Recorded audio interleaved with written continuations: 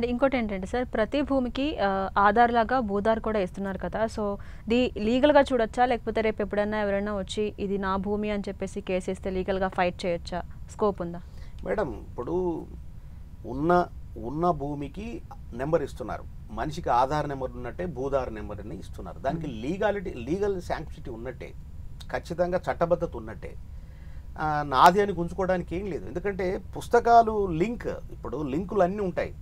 ఇప్పుడు గతమంతా కూడా ఈరోజు ధరణిలో కూడా 1B అనేటువంటి డాక్యుమెంటేషన్ ఏదైతే రికార్డ్స్ ఉన్నాయో, ఎంఆర్ఓ ఆఫీసులలో రికార్డ్ సెక్షన్లో ఉన్నటువంటి రికార్డ్స్ మీద బేస్ అయ్యే ఈరోజు కంప్యూటరీకరణ చేయబడింది ఉండింది.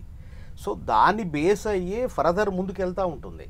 కాబట్టి నెంబర్లు మారినప్పుడు వేరే వాళ్ళు వచ్చి ఇది నాదని లాక్కోవడము, లేకపోతే కేసు వేస్తే సమస్య రావడము అట్లేం ఉండదండి.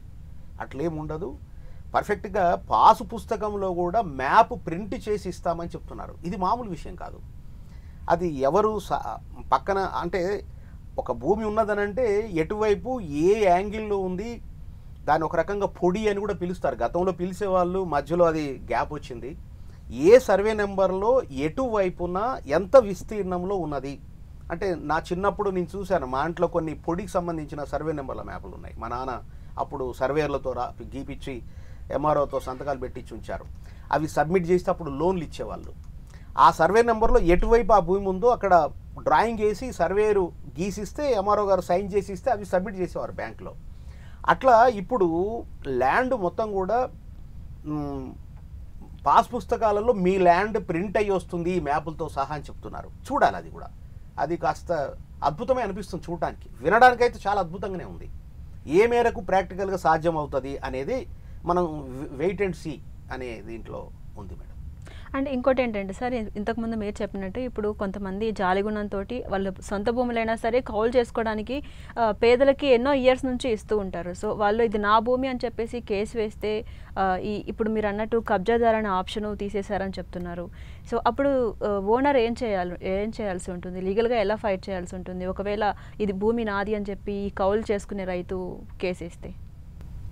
కౌలు చేసే రైతు కేసు వేసే పరిస్థితి అంత ధైర్యం ఉండదండి. జనరల్గా ఆ భూమి మీద నేను బతుకుతున్నాను అనేదే ఉంటుంది. ఆ రకంగా అంటే ఆయనకి ఓనర్గా అవకాశం అయితే రాలేదు కదా. కబ్జాలో ఉన్నారు, వ్యవసాయం చేస్తున్నారు, ప్రతి సంవత్సరం ఇంత అని అమౌంట్ ఏదో మాట్లాడుకున్న ప్రకారంగా డబ్బుల రూపంలోనో ధాన్యం రూపంలోనో ఆ భూ యజమానికి ఇస్తూ ఉన్నారు. అంత మాత్రాన ఆయన ఓనర్ అయిపోవడము, కేసు వేస్తే గెలిచిపోవటం ఇదంతా ఉండదండి. అంత ఈజీ కాదండి. అదేదో జరుగుద్ది అని, అసలు కబ్జా కాలంలో ఉండొద్దని, కాలమే ఉండొద్దని, అది జరిగితే కష్టమని గత ప్రభుత్వం తీసేశారు. కానీ అయితే కొన్ని ల్యాండ్స్ ఏంటంటే ఇప్పుడు 38E అని, ఇనామ్ ల్యాండ్స్ అని, తర్వాత అసైన్మెంట్ ల్యాండ్స్ అని, అంటే ఇటువంటి ల్యాండ్స్ అప్పుడు ఏంటంటే కొన్ని రికార్డ్స్ లేకుండా కబ్జాలో ఉండి అటువంటి విషయాలలో ప్రభుత్వం మళ్ళీ వాటి గురించి కూడా ఆలోచన చేస్తామని చెప్పి అంటున్నారు.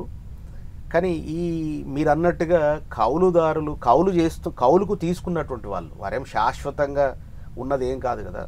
వాళ్ళు అంత ఈజీగా గుంజుకొని కేసులు వేసి గుంజుకున్నట్టుగా మన ఊళ్ళో ఎక్కడ మేమైతే చూడలేదండి. నేను అంటే నాకున్న అనుభవం మేరకైతే నేను గమనించి కౌలు చేసేవాడే మొత్తం లాగేసుకున్న ఘటనలు, లాగేసుకునేటట్టుగా కేసులు వేసి గెలిచిన ఘటనలు అయితే నేను చూడలేదు.